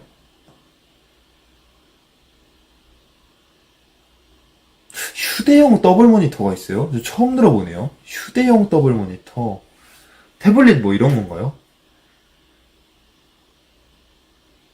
데이터는 뭐 핫스팟이든 와이파이든 상관없긴 한데, 휴대용 더블 모니터라는 게 있구나. 저도 한참 가공할 때 그게 제일 답답했어요. 저는 집에서 일을 원래 잘 못하는 스타일이에요. 근데 이 가공이라는 게 어쩔 수 없이 모니터 한 대로 할 수 없다 보니까 카페 가서도 못하고 딴 데 가서도 못하고 오로지 집에서만 그걸 해야 되잖아요. 전 그게 제일 고통스러웠어요, 솔직히. 저처럼 집에서 일 잘 못하는 분들한테는 그게 굉장히 곤욕이거든요. 저도 항상, 그래서 차라리 저 같은 사람들은 공유 오피스 같은 데 들어가는 것도 좋은 것 같아요. 아, 저는 집에서 일하는 게 너무 힘들어서 그게 제일 가공하면서 힘들었었습니다. 집에 하루 종일 박혀 있는 거. 전 카페 가서 일하는 거 진짜 좋아하거든요. 물론 공유 오피스 비상주 사무실 말고 공유 오피스요?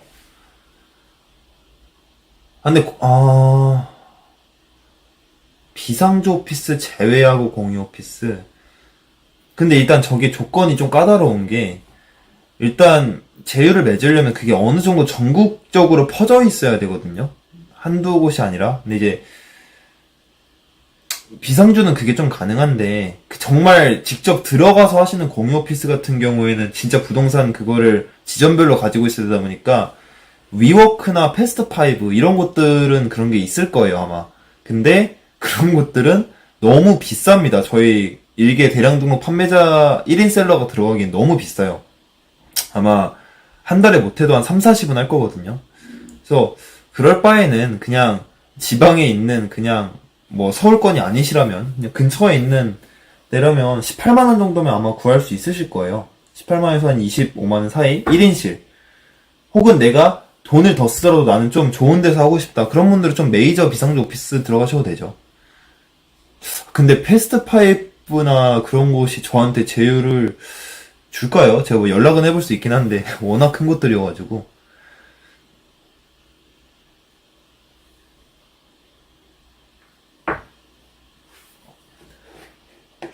와디즈 그거 궁금해하시는 분도 있을까봐 제가 그냥 짧게 PT만 준비했어요. 너무 오래는 안 할 거고, 그냥 궁금해하시는 분들 있으실까봐 그냥 짧게 진행하겠습니다. 이제 저의 돈미세 이미지를 피하기 위해서 그냥 간단하게만 설명을 드릴게요.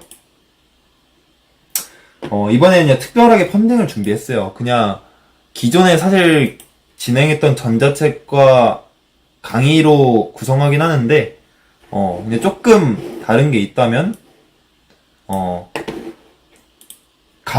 설명드릴게요. 일단, 8월 17일부터 9월 5일까지는 오픈 예정 기간이에요. 그러니까 저도 이제 와디즈 처음 공부하는 게 어려웠는데, 처음엔 오픈 예정 기간이라 해가지고, 한마디로 말 그대로 펀딩을 할 사람들을 모으는 시즌이에요. 그 다음에 9월 5일부터 정식으로 오픈돼서 여러분들이 결제를 할 수가 있습니다.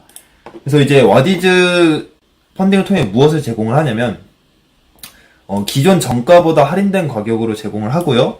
또 와디즈에서만의 특별 자료를 제가 따로 드릴 겁니다. 그래서 그것들이 뭐냐면, 일단 전자책 같은 경우 제가 지금 16만 9천 원을 정가로 판매를 하고 있어요. 근데 와디즈에서는 이게 글씨가 잘못됐네요. 이게 이겁니다.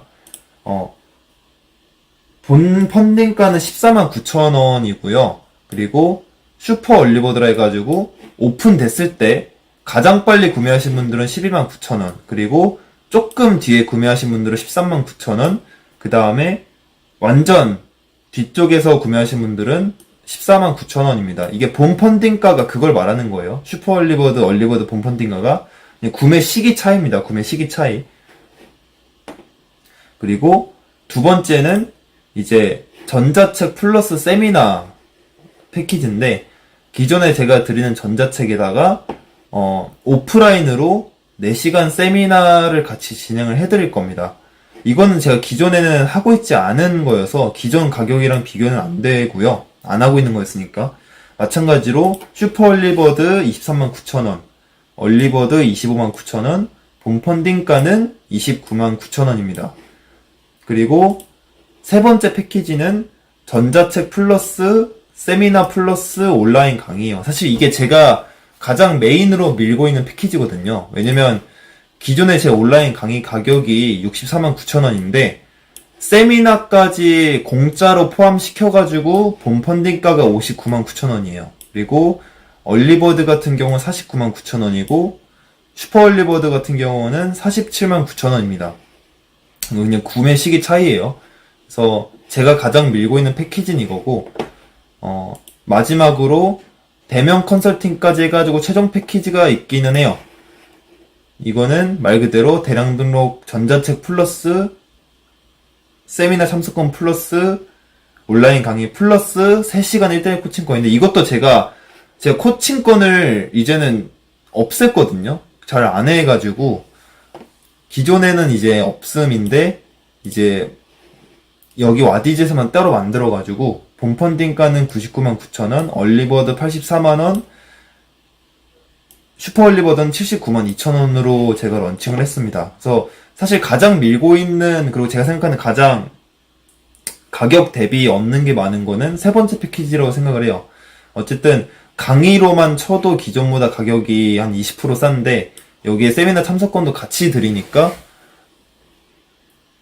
가격적으로는 가장 메리트가 있는 패키지로 제가 밀고 있고, 그냥 전자책만 구매하시더라도 조금 더 싼 가격으로 구매하실 수 있고요. 그리고 추가적으로 이제 와디즈에서만 구매하시는 분들에 한해서 여기 상품명 짓기 엑셀 툴을 제가 따로 엑셀로 만들어서 드릴 거고, 와디즈 전용 단톡방이 따로 있어요. 이거는 제가 좀 라이브에 설명 드려야 될 것 같은 게,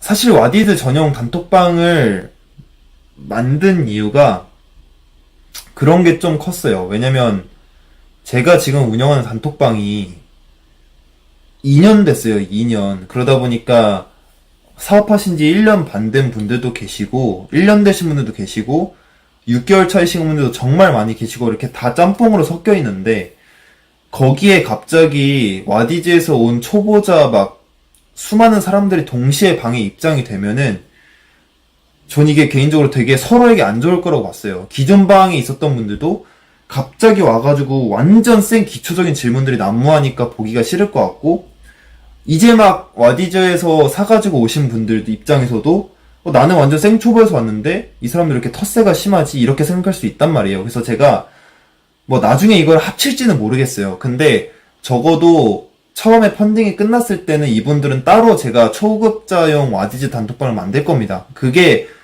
서로에게 좋을 것 같아요. 기존 방에 있으신 분들 입장에서도, 그리고 새로 이제 막 들어오신 분들 입장에서도 더 좋을 것 같거든요. 기존 방은 기존 방대로 이제 여러 이야기들 오고 할 거고, 여기는 제가 초보자분들이니까 조금 더 챙겨드릴 수 있고, 또 같은 초보자기 때문에 질문하는데 서로 거리낌이 없고, 그래서 이것도 좀 제가 생각을 많이 하고 결정을 한 거예요. 대신에 마찬가지로 여기 있으신 분들도 월 매출이 500이 넘으면은 동일하게 중급방이네요. 중급방 입장이 가능합니다. 이건 링크 똑같이 제가 걸어둘 거예요. 그래서 그냥 마지막으로 펀딩 참여 방법을 말씀을 드리면은, 제가 그 블로그랑 카페에 올려놨어요. 여기 링크 들어가는 거는. 거기 들어가면 이런 화면이 뜨실 텐데, 여기서 그냥 알림 신청을 먼저 해 두셔야 돼요. 그래야 본 펀딩이 오픈됐을 때 바로 슈퍼 얼리버드 가격으로 사실 수가 있거든요. 그래서 알림 신청 해놨다가 나중에 이제 9월 5일이 돼가지고 펀딩이 오픈이 딱 되면은 이게 버튼이 이제 여기 버튼이 알림 신청이 아니라 펀딩 구매하기로 이제 바뀝니다, 버튼이. 그래서 클릭하시면은 이런 화면이 떠요. 그래서 내가 아까 제가 보여드렸던 이 패키지 있죠? 어떤 패키지를 구매할 건지가 하나하나 가격이랑 같이 뜹니다. 거기서 내가 원하는 거 이렇게 체크해 주신 다음에 선택 후 결제해 주시면 돼요. 그래서 다시 설명드리면은 9월 5일까지는 오픈 예정 기간이고요. 그래서 지금 하셔야 될 거는 그냥 링크 타고 들어가셔서 알림 신청만 해두시면 돼요. 그리고 9월 5일이 됐을 때 여기가 펀딩 구매로 바뀌면 바로 결제하시면은 바로 슈퍼올리버드 가격으로 구매가 가능합니다. 그래서 이 정도만 잘 알아두시면 될 것 같아요. 네, 뭐 이게 끝입니다. 너무 오래 하면은 안 좋아하실 것 같아서 이제 돈 미세를 피하기 위해 바로 라이브로 복귀하도록 하겠습니다. 한 10분 남았는데 10분 동안은 뭐 중국 이야기 조금 나눠봐도 괜찮을 것 같아요. 아니면은 뭐 방금 와디즈 관련해서 궁금하신 거 있으시면은 제가 뭐 답변을 다 드릴게요. 엑셀 작업 툴이요. 상품명에 그러니까 전자책에 제가 넣어놨던 것들 있죠. 뭐 예를 들어 상품명을 지을 때 필요한 재질, 뭐 컬러, 혹은 뭐 동일 단어의 오타 이런 것들이 기준들이 있을 거 아니에요.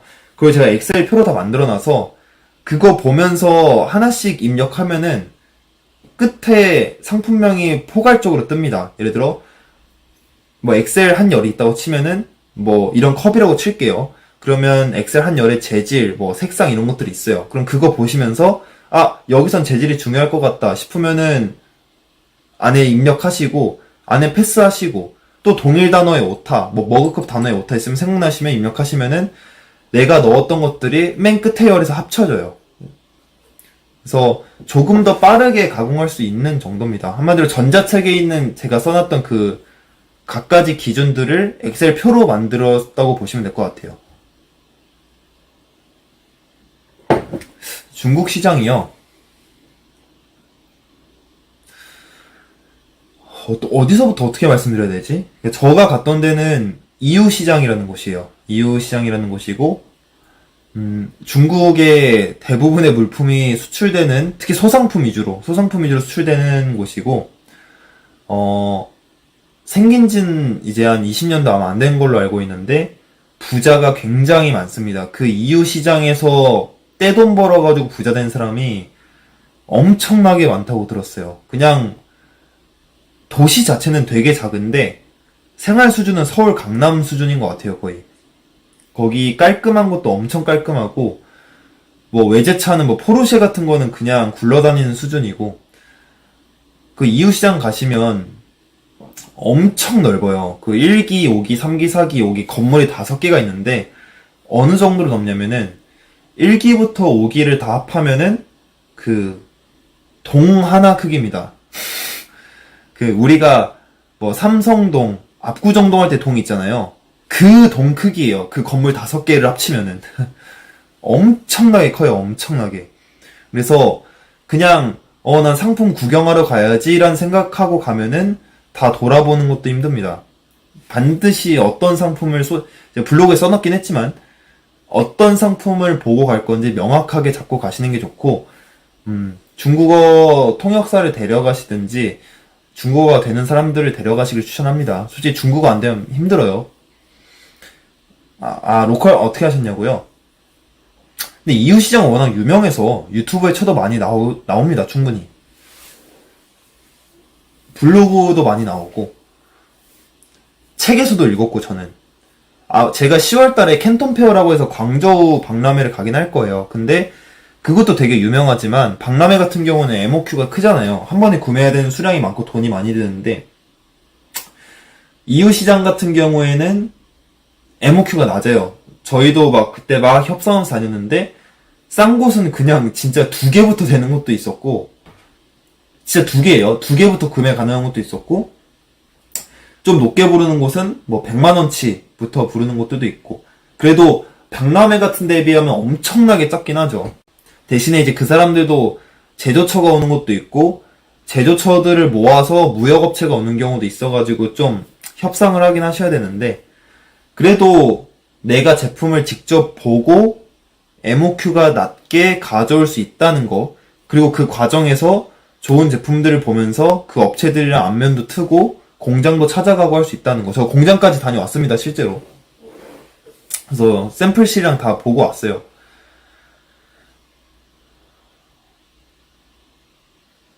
아, 와디즈에 없는 세미나나 컨설팅만 별도로, 어, 아, 컨설팅은 개인적으로 모르겠는데, 세미나는 어려울 것 같아요. 왜냐면, 세미나 자체가 그게 와디즈 그 세미나이기 때문에, 다른 분들이 참여하게 되면 그게 와디즈 독점 혜택이 아니게 되거든요. 왜냐면, 와디즈 입점 조건 자체가 와디즈 단독 혜택이 있어야 입점이 가능해요. 근데, 거기에 다른 분들이 끼게 되면 그게 독점 혜택이 아니게 돼서, 세미나는 조금 어려울 것 같아요. 컨설팅은 제가 뭐 시간이 나면은 도와드릴 수 있을 것 같은데, 브이로그요. 솔직히 일하느라 너무 바빴으면 저 하루에 15km씩 걸었어요, 그때. 그래서 두 번째로 간다면 제가 브이로그를 찍을 수 있을 것 같아요. 왜냐면 제가 단순히 영상들만 이렇게 보여드리면서 말만 하는 건 의미가 없을 것 같고, 그래도 중국 이웃시장 브이로그면은 자세하게 좀 이렇게 설명을 드려야 될 것 같은데, 제가 그것까지 담을 여유가 없었어요, 이번 출장 때. 되게 빠듯하게 가고, 또 되게 바쁘게 움직였었어가지고, 조금 아쉽긴 하네요. 뭐, 이웃시장의 전체 노는 모습이나, 뭐, 사람들 모습, 거리 풍경, 그리고 시장 안에서의 그런 거랑, 저희가 이야기하고 딜치는 거, 이런 것도 같이 보여드리면 좋을 것 같은데, 그러려면 솔직히 PD 정도를 데려가야 될 것 같아요. 저는 정말 일하러 갔었기 때문에, 저를 찍어줄 사람도 없기도 했고, 저도 찍을 여유가 없었어요, 솔직히 그때는. 광저우 박람회 때는 제가 조금 한번 생각을 해볼게요. 10월 달에 아마 가게 될 것 같은데, 그때는 조금, 조금 더 이렇게, PD나 이런 것들을 이렇게 촬영용 이렇게 하던 한이 있더라도, 한번 찍어보려고 노력하겠습니다.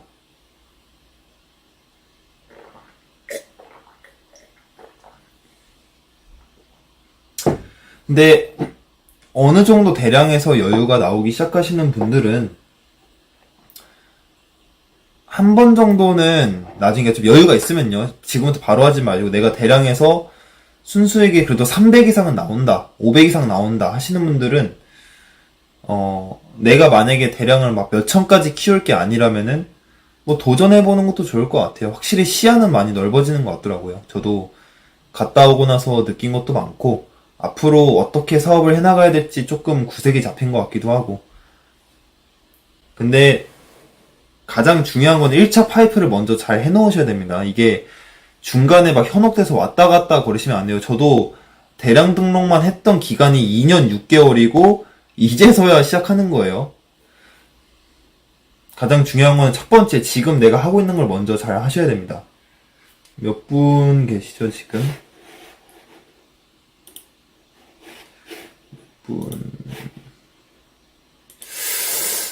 지금 72명, 한 8분 빠지고 72명 정도 계시네요.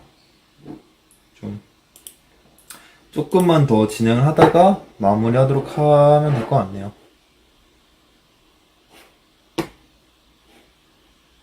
네, 저번에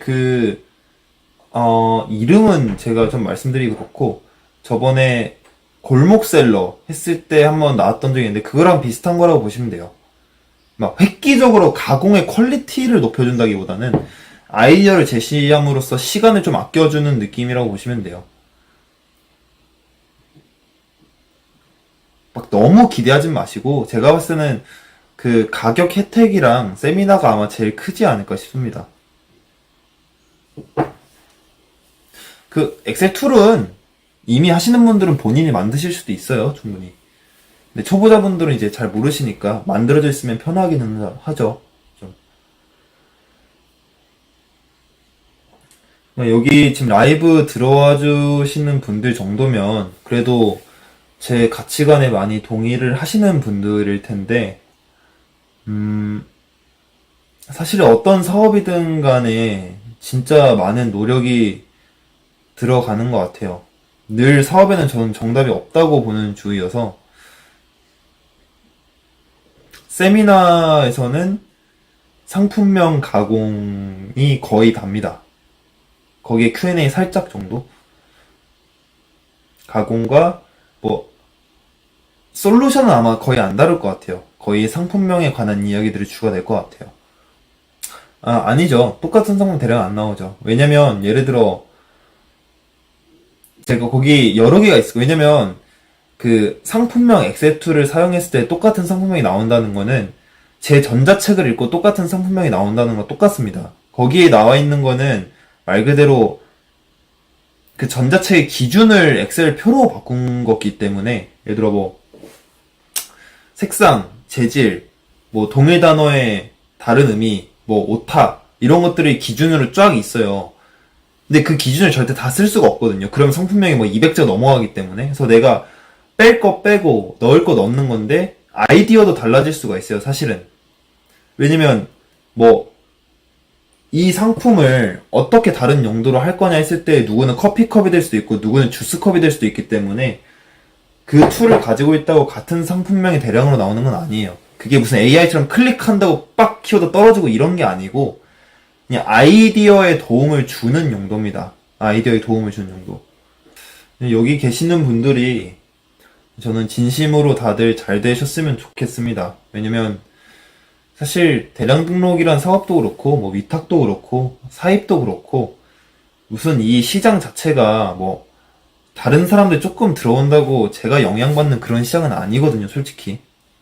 이게 막 엄청나게 같은 제품을 똑같이 만들고 있는 것도 아니기 때문에 저도 실제로 영향받은 적이 크게 없어요. 제가 가공을 열심히 하면 올라가고 가공을 안 하고 냅두면 떨어지는 딱 그 정도 수준이었기 때문에 많은 분들이 들어오시고 또 많은 분들이 엄청나게 포기하시지만은 사실 쉽게 포기할 수밖에 없는 구조의 사업이긴 해요.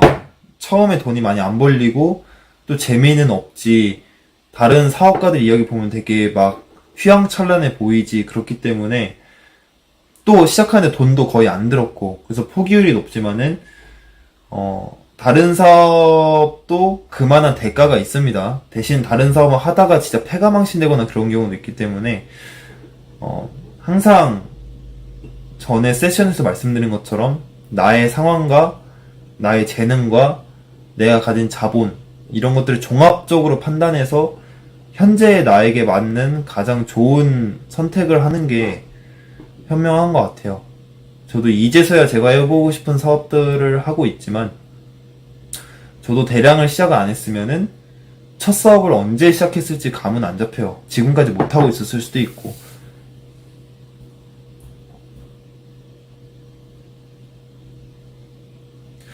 순수익 300 달성 못하고 포기하는 사람이요. 전자책 구매자 말고 그냥 유튜브나 이런 걸 접해서 시작하시는 분들 포함하면은 90% 이상이죠. 이거는 대량뿐만 아니라 그냥 온라인 유통 자체가 저는 순수익 300 달성 못하고 포기하는 사람이 90% 넘는다고 봐요. 이거 어떻게 할 수 있냐면 그 스마트 스토어 옛날에 제가 어디서 봤는지 모르겠는데 그 스마트 스토어에 파워 있죠, 파워. 그 파워 등급 비율이 7%래요, 7%. 근데 파워 등급이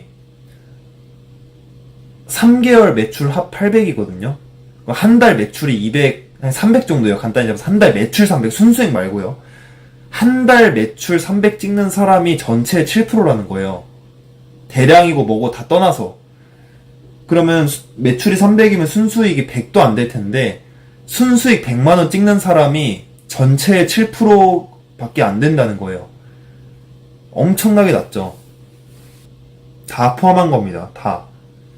뭐 브랜드도 다 포함한 거예요. 브랜드 하시는 분들도 다 포함해서 우리나라에 개설된 스마트 스토어 중에 한 달 매출 300 넘기는 게 7%가 안 된다.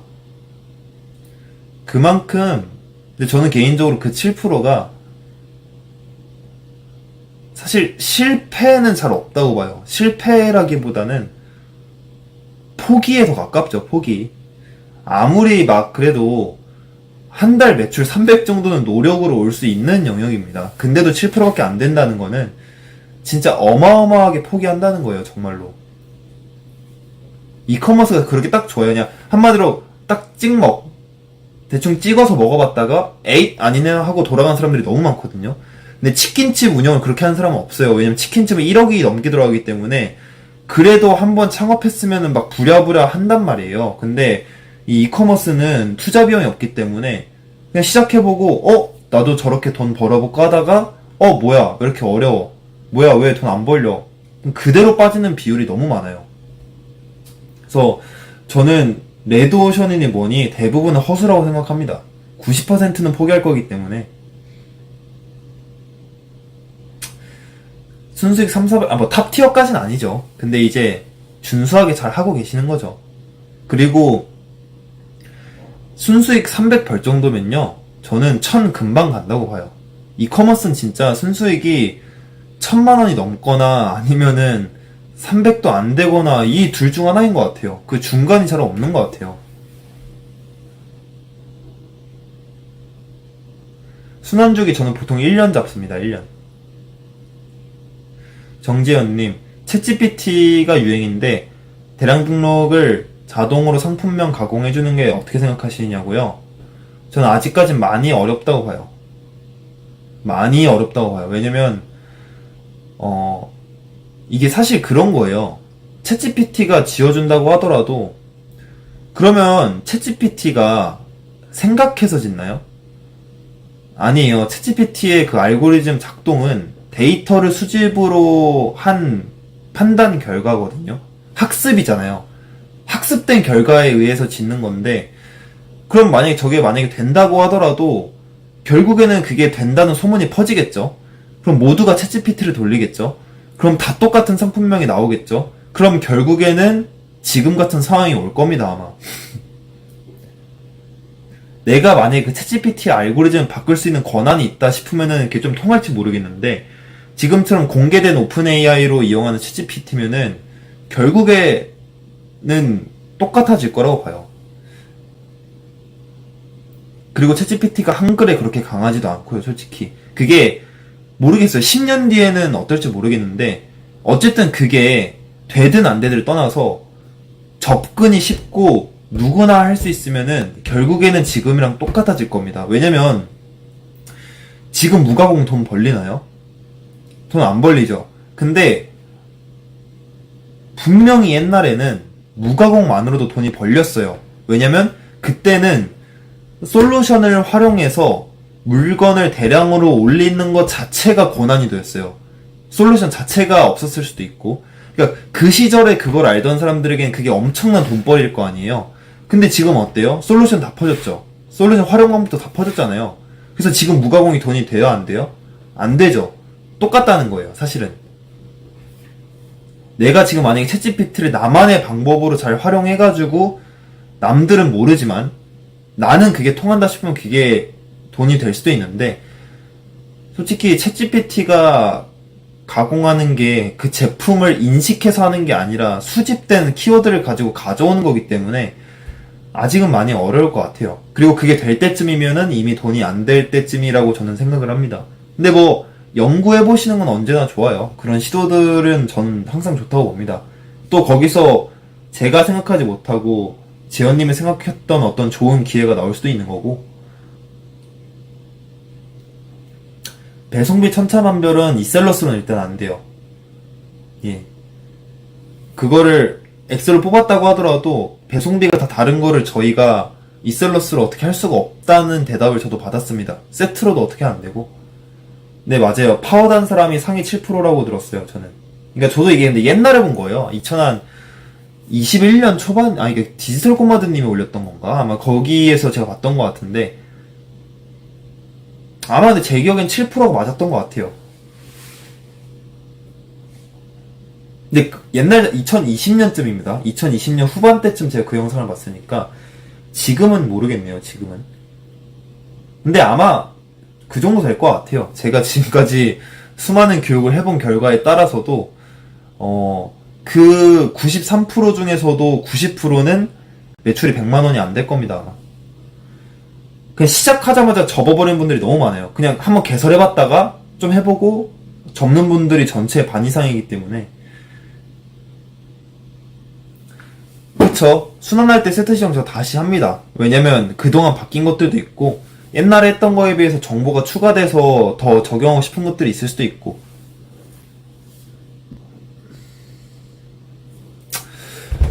네, 우선은 오늘은 라이브 여기서 슬슬 마무리하도록 할게요. 지금 11시 11분인데 항상 들어와 주신 분들은 제가 뭐 일일이 감사 인사는 드리지 못하더라도 항상 감사하게 생각합니다. 지금 그래도 70분 와주셨는데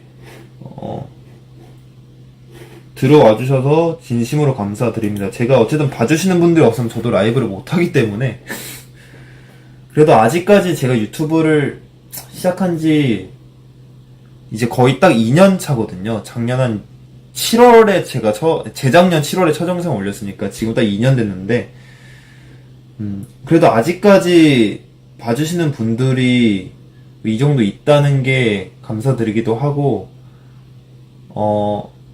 저는 앞으로는 좀 다른 컨텐츠들이 조금씩 늘어날 수 있을 것 같아요.